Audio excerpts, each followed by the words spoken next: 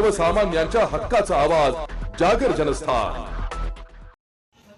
नाशिक शहरात अनैतिक संबंधात अडथळा ठरणाऱ्या पतीचा प्रियकराच्या मदतीने खून करून मृतदेह कसारा घाटात फेकून देण्याची खळबळजनक घटना उघडकीस आली आहे। गुन्हे शाखा युनिट 9 ने 4 आरोपींना जेरबंद केलाय। इंदिरानगर पोलीस ठाण्यात अपहरणाचा गुन्हा दाखल होता। वसंत गोरखनाथ सातपुते वर्ष 40 राहणार स्वराज्यनगर हे दिनांक 5 ऑगस्ट पासून बेपत्ता होते। तपासात ते बेपत्ता नसून त्यांचा खून झाल्याचं निष्पन्न झालंय।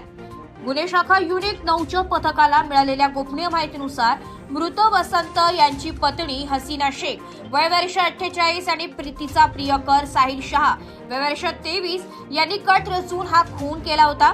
दिनांक 6 ऑगस्ट रोजी रात्री 3 वाजता घरीच वसंत यांचा गळा चाकूने चिरून खून करण्यात आलाय।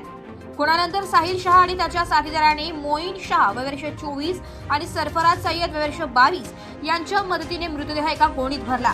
ई रिक्षातून नेऊन तो कसारा घाटातील घनदाट जंगलात फेकून दिलाय। पोलिसांनी तेथे जाऊन गोणीतून मृतदेह ताब्यात घेतलाय। पोलिसांनी या प्रकरणी हसीना शेख, साहिल शहा, मोईन शहा आणि सरफराज सय्यद या 4 जणांना अटक केली आहे। पुढील तपास इंदिरानगर पोलीस ठाण्याचे पोलीस उपनिरीक्षक युवराज शिरसाट करत आहे। ही संपूर्ण कारवाई पोलीस आयुक्त संदीप कर्णिक यांच्या मार्गदर्शनाखाली झाली आहे। जागर जनस्थानसाठी संदीप नवसे, नाशिक।